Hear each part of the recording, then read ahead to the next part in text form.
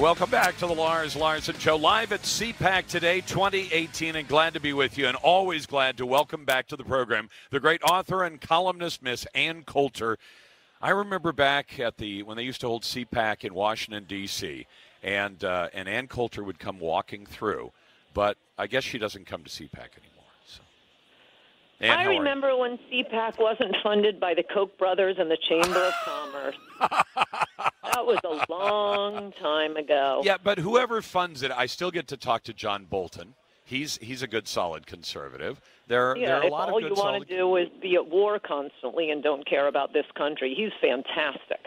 Oh, come on, Ann. Okay, we'll get into your column then. How are we going to cut the mass shootings in half in America? Why, I'm glad you asked, Lars Larson.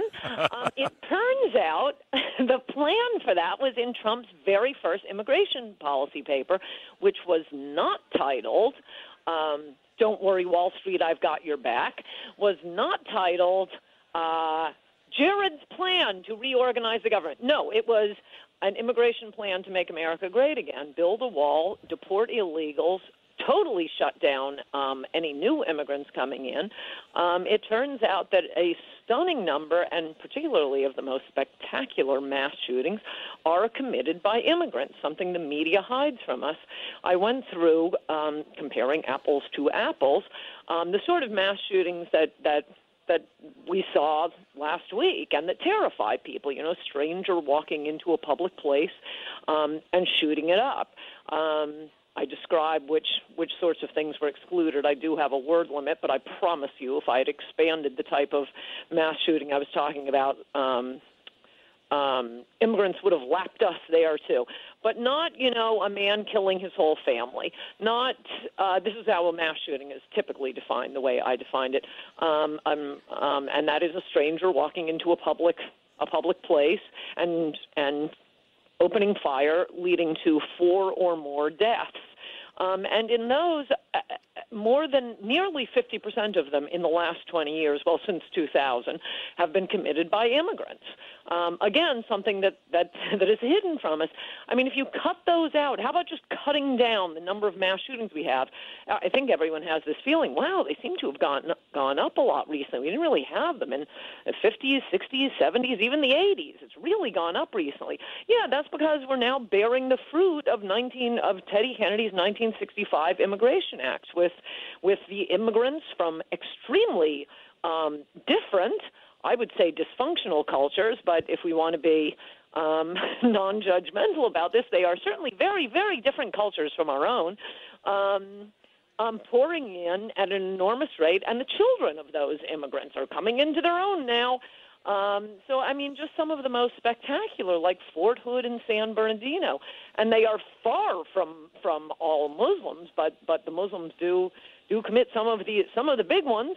The two most deadly mass shootings in U.S. history, I'm not counting Las Vegas since all we've gotten is lies about that, so we know absolutely nothing about it until we know anything truthful that can't be categorized or analyzed.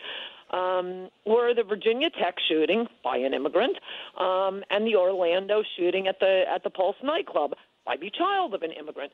All people who never would have been here but for Teddy Kennedy pouting in his room and refusing to come out until the Kennedy family came up with his own legacy. He needed a legacy, and that was going to be, instead of civil rights for African Americans and people who have gotten the short end of the stick for a couple hundred years in this country, people we owe something to, we'll have civil rights for the entire world. Everyone in the world has a right to come here, and we have to support them. It's like the belief of some weird hippie cult, and now it's bearing fruit.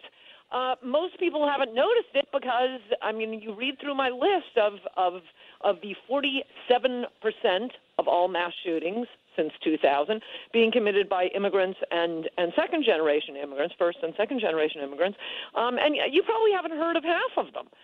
But those of us who care about immigration and how the country is being transformed in the greatest demographic shift in the history of the world, that is according to the Migration Policy Institute and anyone with a pair of eyes.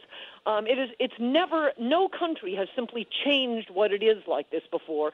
We didn't do it voluntarily. The American people weren't asked. It was being done to benefit, well, Teddy Kennedy gets his legacy. The Democrats get, a whole lot of voters. They just, it's not really fair that they just get to bring in people to vote for them any more than it would be fair for Republicans to find, 60 million people. We're just going to throw the elections. We need another 60 million votes here. And now benefiting, that's right, the people sponsoring the convention you're going to, the Koch brothers. Yeah, well, I understand. There's a lot of guilt to go around on that one, because I understand why big business and Main Street America not Main Street, but big business loves the idea of cheap, abundant labor to not only provide the direct, cheap, abundant labor that illegal aliens do, or even legal aliens do, but also to hold down the wages of the rest of us who are already here. But did you find anything when you researched this to indicate why first and second generation immigrants tend to be involved in almost half of all the mass shootings since 2000?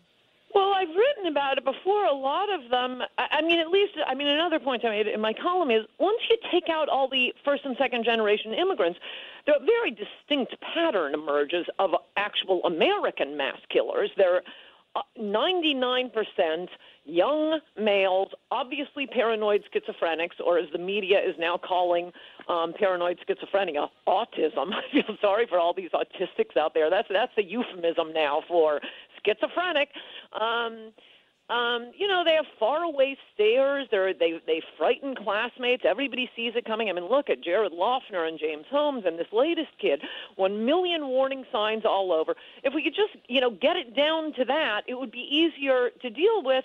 And the point I started with is as incompetent and politically correct as the FBI is, when you're dumping millions of third world immigrants on the country, and the FBI is basically required to assign, 5 FBI agents to watch half of them.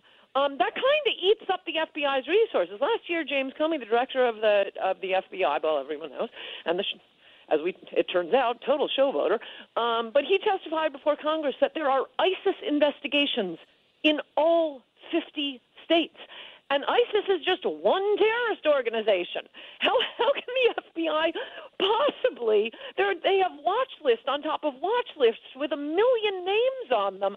How can the FBI keep their eyes keep a watch on millions of third world psychotic and often terrorist immigrants, and also keep an eye on the Jared Loughners, the James Holmes, the Adam Lamses, and the Nicholas Cruzes? Well, they can't do it. Could we just stick to our own homegrown psychotics? By the way, Ann, I just got word, new development in the Florida shooting. After the really abject failure of the FBI, the local sheriff now has admitted the armed deputy assigned to the school to protect the school waited outside the building and never went inside the building until the rest of the team showed up. He has now resigned from his job. But imagine this.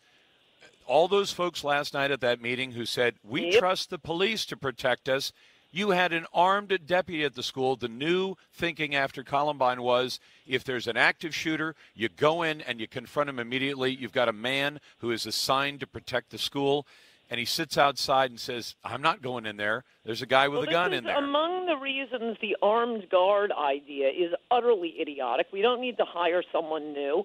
The first thing the psycho does if he wants to shoot up a school is, I know, step 1, shoot the armed guard. Why do you want the person who's going to be defending you, on notice? Here, kill me first. No, what you want is to allow people who are trained in concealed carry to have their guns at school. And I'm live at CPAC. That's Ann Coulter, and you've got the Lars Larson Show.